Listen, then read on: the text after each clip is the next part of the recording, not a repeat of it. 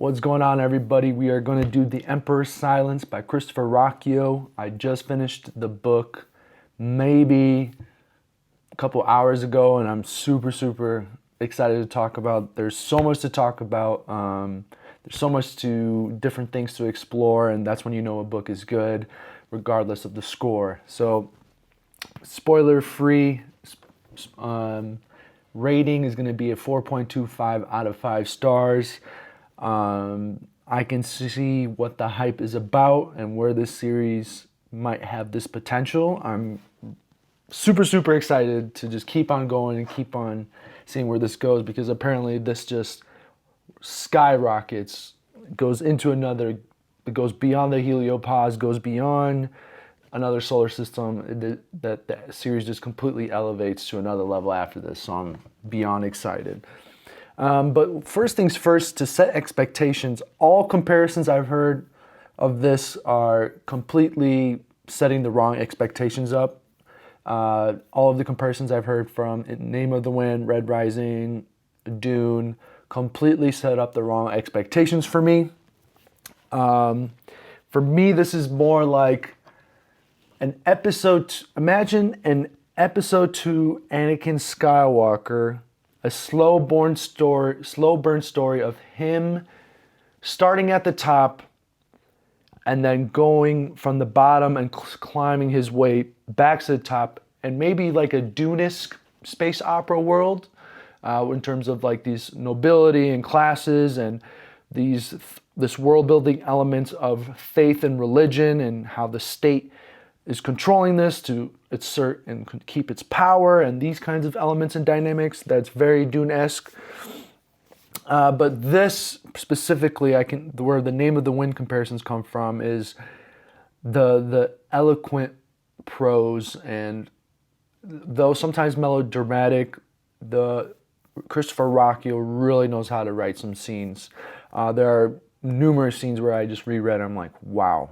That, like, some of the metaphors used, and the scenery that's been described, and some things were a bit simplistic, I would say, in terms of like the character development prose, but in terms of the description and the inner monologue, even some dialogues, and just the world building aspect. I mean, I can see where this comparisons come from. However, this is not The Name of the Wind, and this is definitely not Red Rising.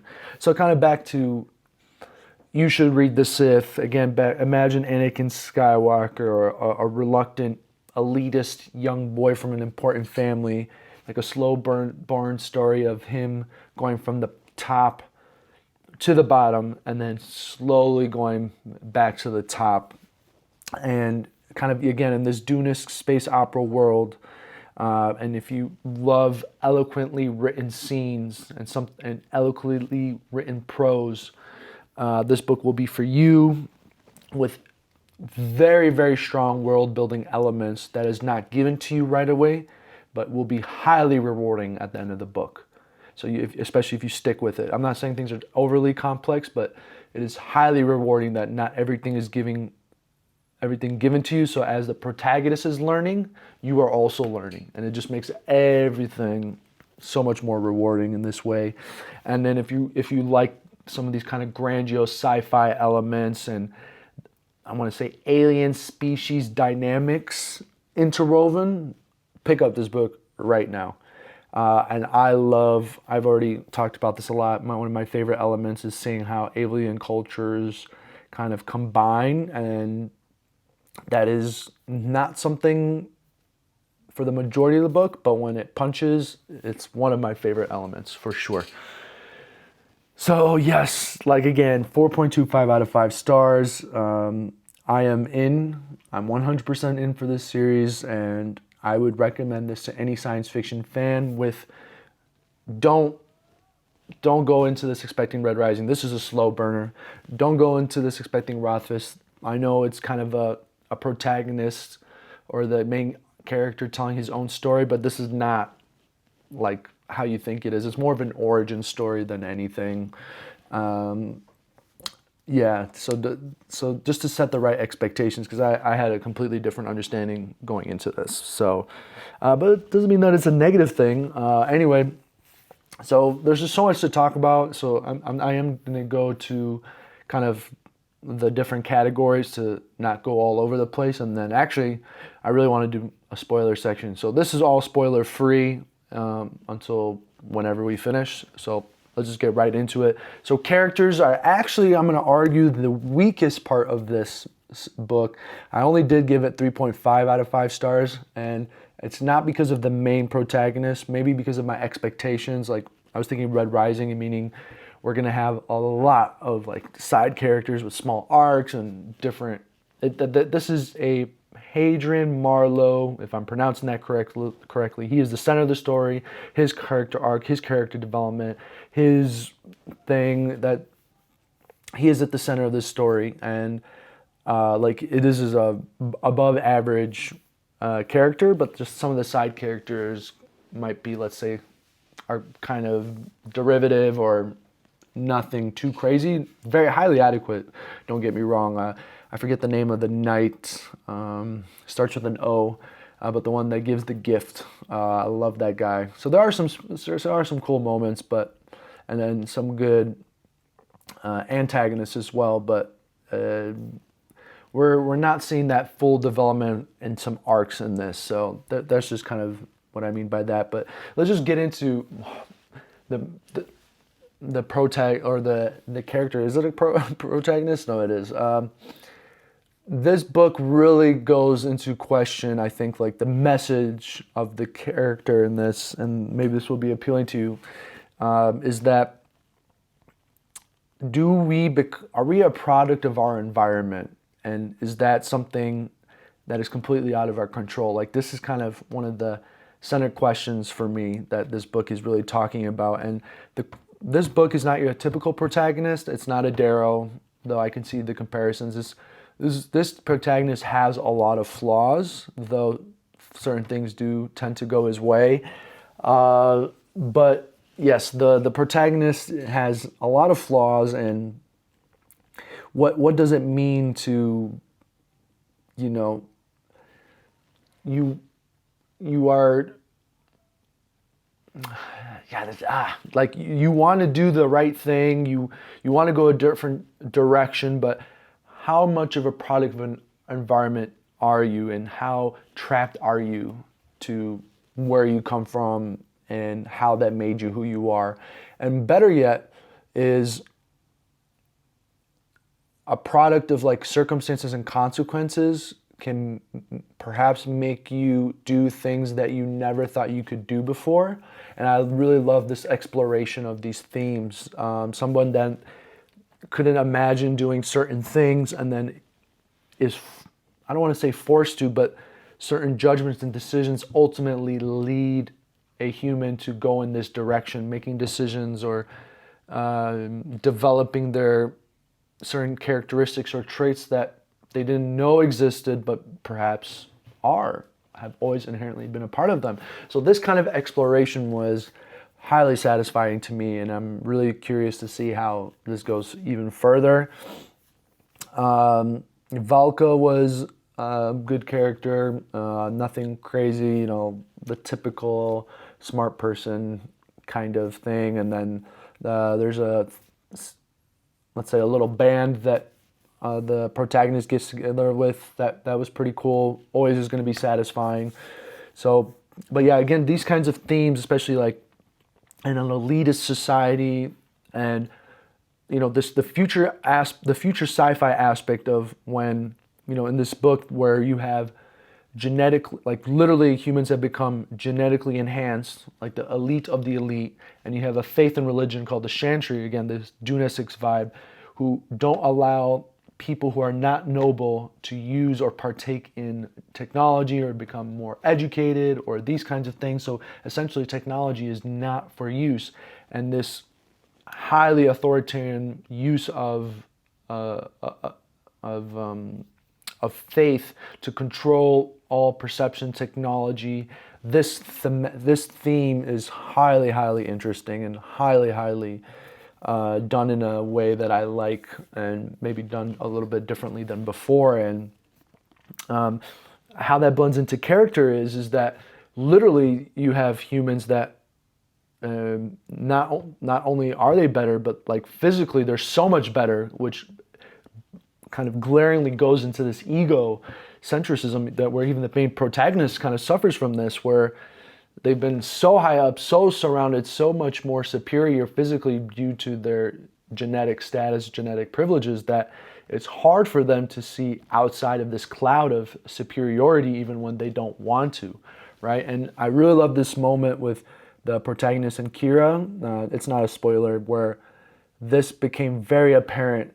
Like there's moments like this where it takes the protagonist really hitting rock bottom, and even then he's not able to fully escape these kinds of themes even as a young man. So yeah, so much good stuff happening here, so much good stuff to talk about. I mean, you could really go on and on. So that's one really cool part about the protagonist, and I'm like, it's super flawed. I think people over exaggerate how flawed he is. I think for me, like, yes, there's some flaws, but also how he's not super morally gray. That's kind of what I mean by flawed. Like, he does make some ultimately decisions that he's super not proud of, but I wouldn't call them as morally gray. He does have a little sense of righteousness to him that doesn't make him superly morally gray like characters I have loved in like First Law or those kinds of more darker series.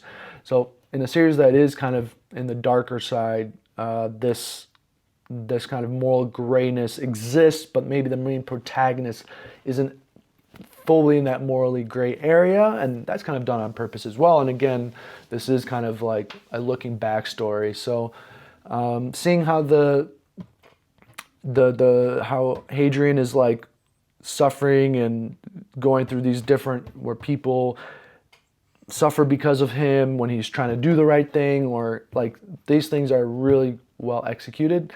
But stories are all about characters, and I know that in the future books there's gonna be a lot of great side characters as well, so I'm excited to see where that goes. But that would have been like a perfect book to me if we got a little bit more of those side characters. So yeah. And for plot and structure, I gave it 4 out of 5 stars. I'm not the biggest fan of a kind of looking back story. For great coats, for the Trader's Blade, I liked that kind of usage where it's going back but it's staying in the present. When it's fully in the past, kind of this unreliable narrator, although I did kind of genuinely enjoy it, it's not my favorite mechanism to engage with. So it's never going to be a 5 out of 5. But in terms of the plot, I really enjoyed the slow burn because it did, like, there's all these different things that were happening, and surprisingly I was kind of expecting like this really going to all these different places, super grandiose, but it's a slow burn, kind of staying, it's not going in so many different places, and it has some of my favorite kind of sci-fi elements, like again, he has a bad relationship with his father and mother, and he's part of a society that a big part of him really detests his brother, and but it's enjoyable to see his flaws engage with that. He's not super righteous where it's just like, he's the best and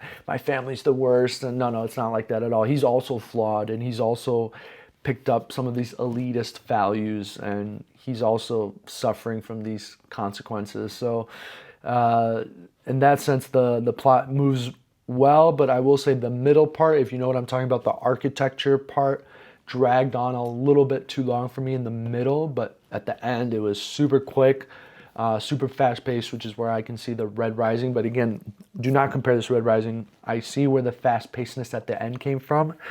But again, the first 30% is awesome, and the last 30% is also awesome. I don't want to provide spoilers, but the alien dynamics are extremely well done, especially the communication aspects. This does have some kind of elements of Arrival, without giving any spoilers, which I I love that. I will always love that. And this book had that, and exploration of language and communication. It's not fully there, but it had some elements of that.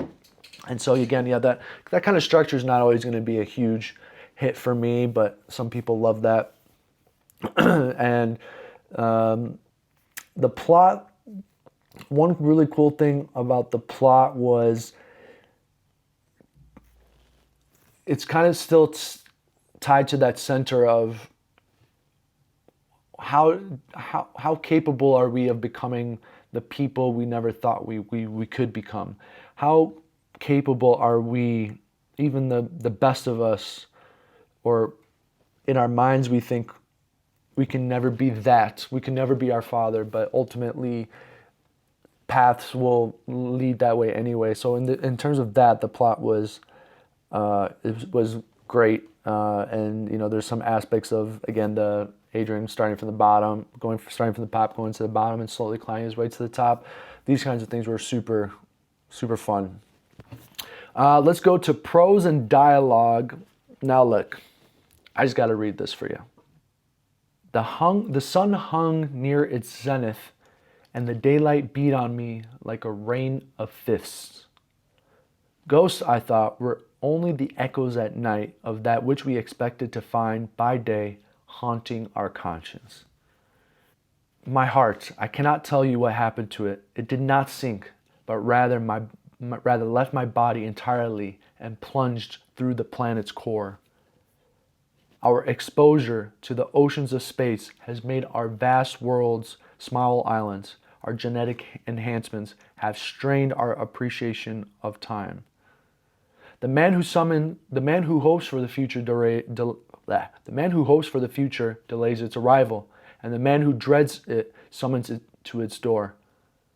There's a saying, Valka said, bright voice shining through the cloud I gathered around myself back home, that the galaxy is curved, that if you go far enough and fast enough, you wind up right back where you started.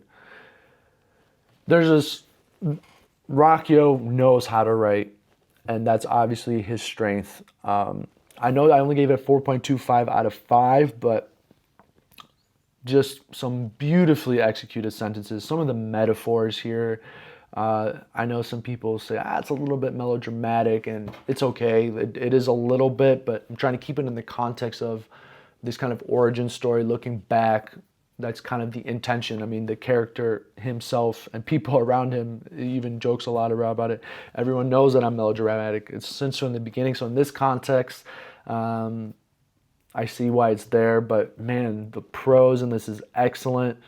Beautifully written. You can imagine the scenes. You can imagine the melodrama. You can, like, the metaphors. You can feel the character. That makes the characters come so much more alive, because the suffering is described in such a way that's so human and so visceral and so vivid. And the prose, man, Ruocchio knows how to write. Ruocchio knows how to write. But sometimes I'm sure that Ruocchio, just like Pierce Brown, is probably going to vastly improve going on from this, but sometimes it was a little bit simplistic in the writing, and I'm not saying that as an overt kind of criticism, just that sometimes it felt like Tudor Rambo was saying, a little bit like a Linkin Park song, like, no joke. So and not overly not exploring too densely some of these themes that are kind of bubbling on the surface, like exploring more of that would have been super, super cool. So that's why it doesn't have a higher score than that. For world building, I mean, this is the strongest aspect, 4.5 out of 5. I mean, the world building bleeds through the pages. The chantry, like the faith in the religion, the classism of this, the elitism, the alien dynamics, how that impacts the world, the culture, the storytelling, the bottom interacting with the top, this kind of middle layer of when the protagonist is at different levels of this and interacting with all these different classes. I mean, this is spectacular, and there's no over data dumps or information dumps. Like it's it's a slow burn where you're discovering more, discovering more, discovering more. You are with the protagonist where you have certain assumptions about how things work, and then you discover along with your protagonist actually that's not how it works, and these kinds of things. So that is super cool. The world building is awesome, and I'm so excited to see where this goes. Yeah, and I really, again, I like how that the world building was, like looking at how that's interacting, like elitism and classism and this technology, how the lack of technology by lower classes impacts perception, and how the higher classes perceive the lower classes based on this lack of technology, and how that's connected to religion and faith and all these kinds of different dynamics. Again, excellent world building. Then we have emotional impact, themes, and thought provokingness. I mean, it's a 4.25 out of 5 stars. Now, there wasn't, again, part of the problem is that on these kind of looking back stories, there's tension, there's a lack of tension on big moments. But I will say what this book did really well that I really liked was the moments were less, the tension of moments was less about whether someone would die or not. The tension was based on, will he make a decision that's going to change him forever? Or is he going to make a decision that goes against his values that he's so often preaching or struggling with?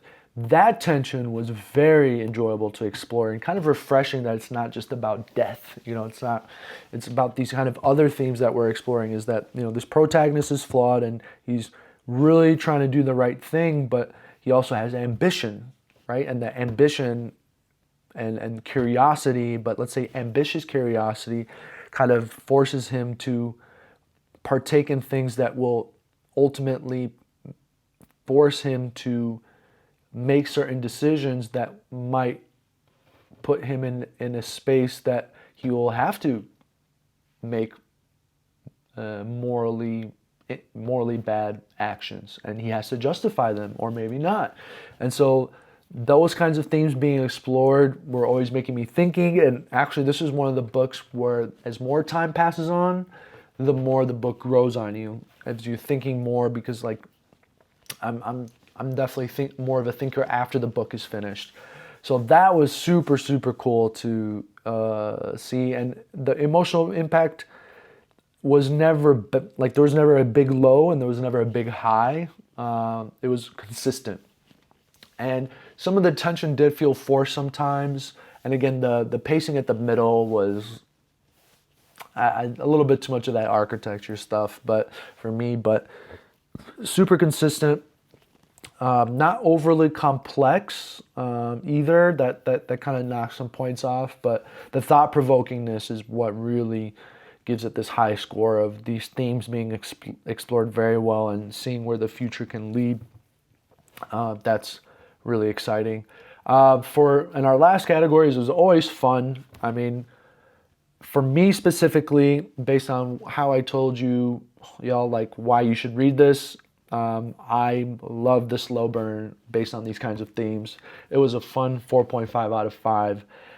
Flawed protagonist, top to bottom, bottom to top, alien, kind of these alien dynamics interwoven, these Dune-esque vibes and politicking and these kinds of things is highly enjoyable to me and a lot of fun to engage and read in. And so that's why I had a lot of fun reading this, and I really read this in under a week, and it's over 800 pages. So yeah, that's 25 minutes of spoiler free. So let me know what you guys think. And from now on, we are doing spoiler. So if you don't want to know what happens for the rest of the book, please stop here.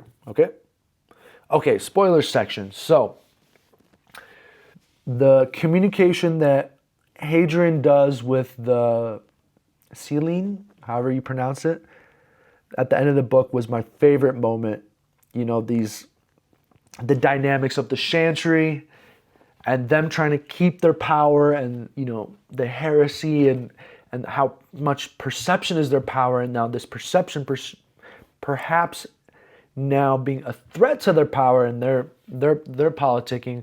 But my favorite thing will always be is like alien cultures kind of colliding and this communication aspect of Hadrian being the main translator and that being his greatest weapon to execute the plans that he wants and ultimately getting the ship was super refreshing and super enjoyable. And I loved, actually, Ruocchio's did some cool stuff with language and in-depth like exploration of language meaning different things and male characteristics of language versus female or non, and this kind of unknown that we're also learning with Hadrian was really refreshing.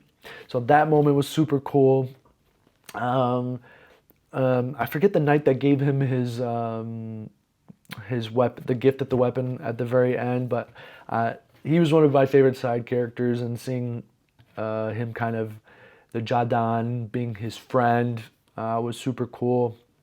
The gladiator stuff was really enjoyable, and seeing how, I mean, I'm always going to be a sucker for a guy getting a band of mercenaries together, some being weak, some being strong, and finding a way to make them all work together, and that kind of achieving this family.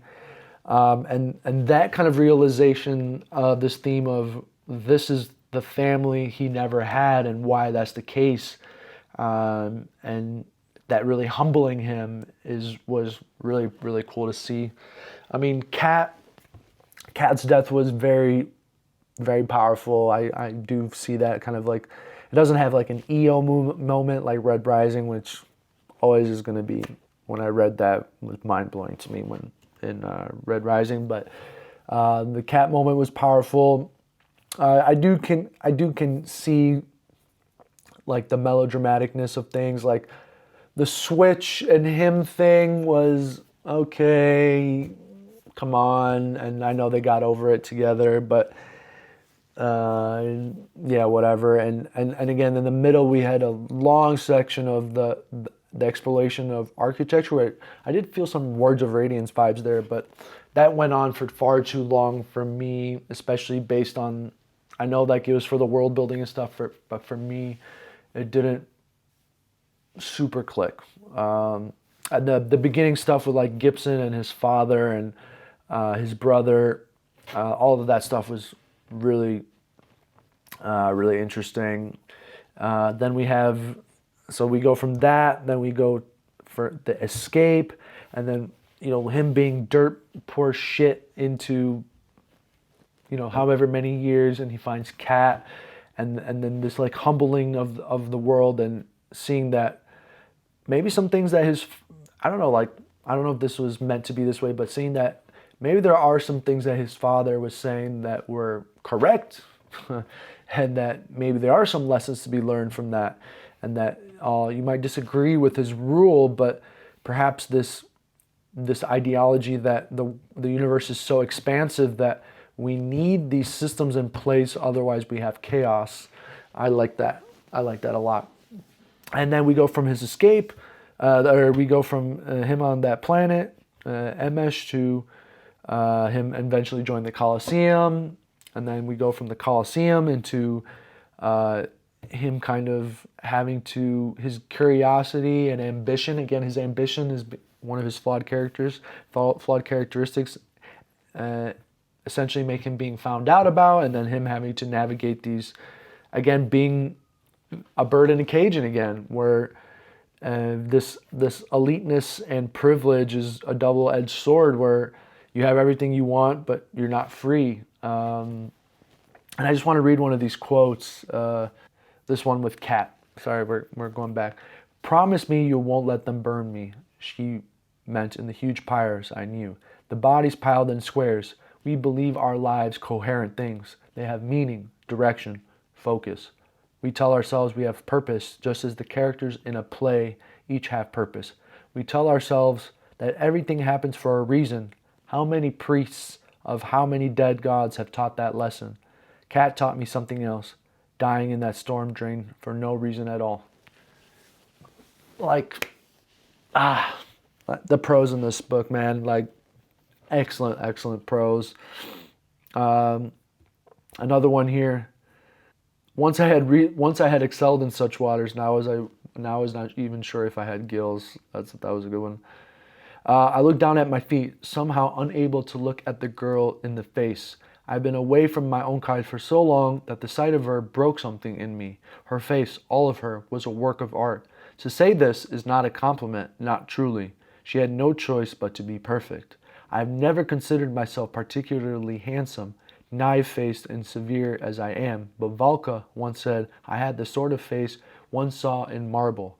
And thinking of the statues in our necropolis, I could not say I disagreed. But I was as one of my charcoal sketches compared to the oil painting that was Anais Mataro. Great stuff. Great stuff in this book. Let me know what some of your favorite moments are. I mean, for sure, Kat's death hit for me hard. Everything in relation to from the part where they go back to the dig site where the Celine or Chelene are hiding to go back to their worshipped temple and them getting them to surrender. I love this stuff all the way up to him talking with the prisoner. Everything about that I love. Those are my two favorite. Some of the Gibson moments were cool.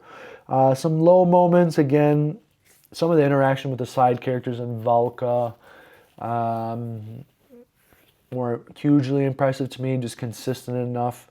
So I've been rambling for 30 minutes. Again, a lot to talk about this book. There's probably even more you can talk about. So let me know what you guys think in the comments. Let me know if you think I'm wrong. And I will for sure be continuing this series. I already have down about the 1.5 short novel after this, and right after we'll be going into book 2. So I'm really excited to see. Thank you very much.